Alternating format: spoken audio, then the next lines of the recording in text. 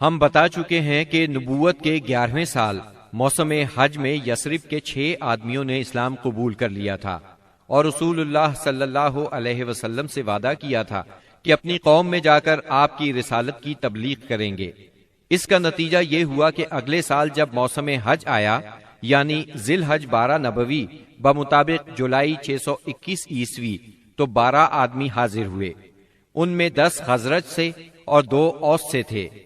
خزرج کے 10 میں سے جابر بن عبداللہ بن ریعاب کو چھوڑ کر باقی 5 تو وہی تھے جو پچھلے سال آ چکے تھے، جبکہ نئے 5 یہ تھے: معاذ بن حارث یعنی معاذ بن افرا، زکوان بن عبد القیس، عبادہ بن صامت، یزید بن ثعلبہ، عباس بن عبادہ بن نزلہ، اور اوس کے 2 آدمی ابو الحسم بن التیہان اور اویم بن سائدہ تھے۔ یہ لوگ مینا کی گھاٹی میں رسول اللہ صلی اللہ علیہ وسلم کے ساتھ جمع ہوئے۔ عقبہ کی اس بیعت کی تفصیل صحیح بخاری میں سیدنا عبادہ بن صامت رضی اللہ عنہ سے مروی ہے۔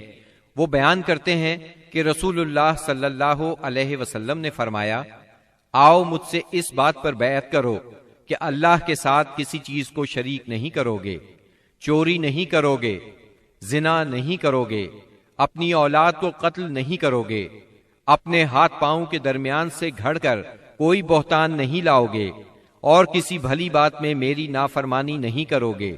جو شخص یہ ساری باتیں پوری کرے گا تو اس کا اجر اللہ کے پاس ہے، اور جو شخص ان میں سے کسی چیز کا ارتکاب کر بیٹھا پھر اسے دنیا ہی میں اس کی سزا دی گئی تو یہ اس کے لیے کفارہ ہوگی، اور جو شخص ان میں سے کسی چیز کا ارتکاب کر بیٹھا پھر اللہ نے اس پر پردہ ڈال دیا تو اس کا معاملہ اللہ کے حوالے ہے، وہ چاہے تو سزا دے چاہے تو معاف کر دے۔ سیدنا عبادہ فرماتے ہیں کہ ہم نے اس پر آپ سے بیعت کی۔ بیعت پوری ہو گئی اور حج ختم ہو گیا تو نبی کریم صلی اللہ علیہ وسلم نے ان کے ساتھ مصعب بن عمیر رضی اللہ عنہ کو روانہ فرمایا تاکہ وہ لوگوں کو قرآن پڑھائیں اور دین سکھائیں۔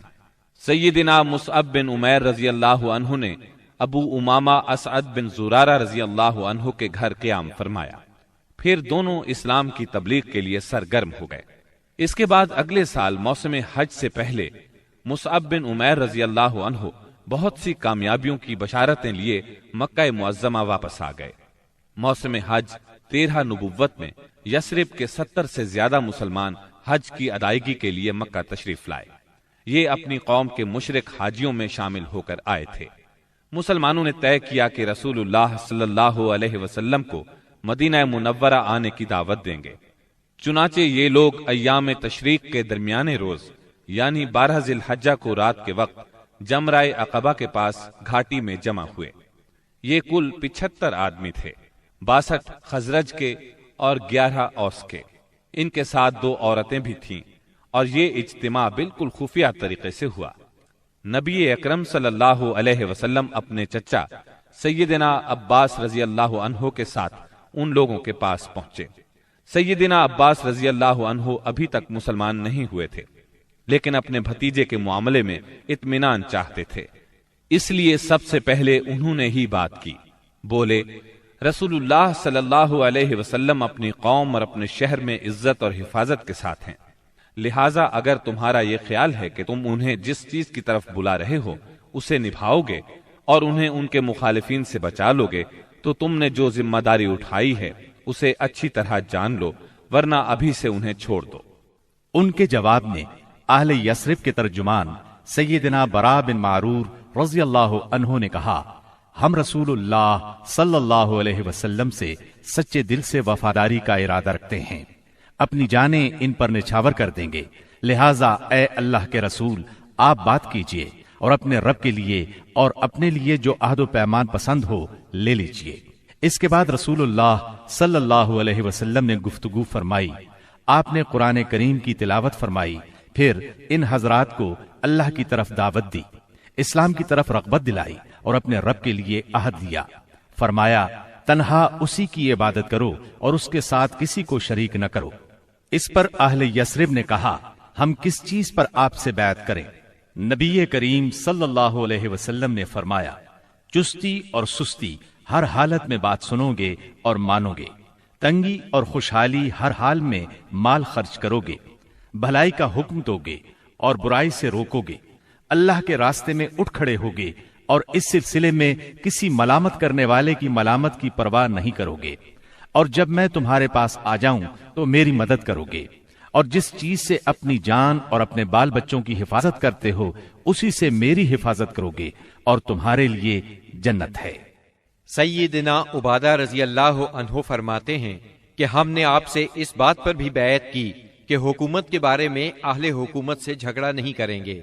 اس پر سیدنا برا بن معرور رضی اللہ عنہ نے آپ کا ہاتھ پکڑا اور عرض کیا، ہاں اس ذات کی قسم جس نے آپ کو حق کے ساتھ بھیجا ہے، ہم یقیناً اس چیز سے آپ کی حفاظت کریں گے جس سے اپنے بال بچوں کی حفاظت کرتے ہیں، لہذا آپ ہم سے بیعت لیجئے۔ اتنے میں سیدنا ابو الحسن بن تیہان رضی اللہ عنہ نے بات کاٹتے ہوئے کہا، اے اللہ کے رسول، ہمارے اور کچھ لوگوں کے درمیان عہد و پیمان کی رسیاں ہیں، اور اب ہم ان رسیوں کو کاٹنے والے ہیں، تو کہیں ایسا نہ ہو کہ ہم تو یہ رسیاں کاٹ ڈالیں، ادھر اللہ آپ کو غلبہ عطا کر دے تو آپ ہمیں چھوڑ کر اپنی قوم میں آ جائیں۔ یہ سن کر آپ مسکرائے، پھر فرمایا، نہیں بلکہ آپ لوگوں کا خون میرا خون اور آپ لوگوں کی بربادی میری بربادی ہے۔ میں آپ لوگوں سے ہوں اور آپ لوگ مجھ سے ہیں۔ جس سے آپ جنگ کریں گے میں بھی اس سے جنگ کروں گا، جس سے آپ صلح کریں گے میں بھی اس سے صلح کروں گا۔ ابھی آپ نے یہ الفاظ فرمائے ہی تھے کہ ٹھیک اسی وقت سیدنا عباس بن عبادہ بن نزلہ رضی اللہ عنہ آگے بڑھے اور بولے، آپ لوگ جانتے ہیں کہ ان سے کس بات پر بیعت کر رہے ہیں؟ ان سے سرخ و سیاہ یعنی سارے انسانوں سے جنگ پر بیعت کر رہے ہیں۔ میرا مطلب ہے اس بیعت کے بعد ہم سب لوگوں سے جنگ مول لے لیں گے۔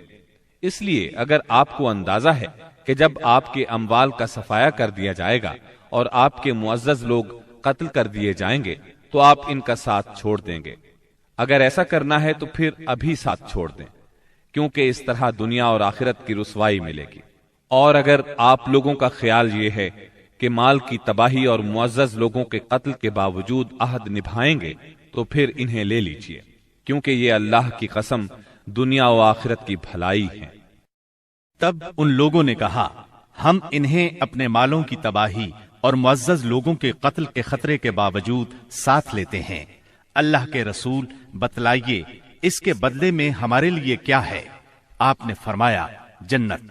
اب لوگوں نے کہا، اپنا ہاتھ پھیلائیں۔ آپ نے ہاتھ پھیلا دیا، سب لوگ بیعت کے لیے لپکے، مگر عین اس لمحے آپ کا ہاتھ اسد بن زرارہ رضی اللہ عنہ نے پکڑ لیا اور کہا، اہل یثرب ذرا ٹھہرو، ہم آپ کی خدمت میں لمبا سفر کر کے اس یقین کے ساتھ حاضر ہوئے ہیں کہ آپ اللہ کے رسول ہیں۔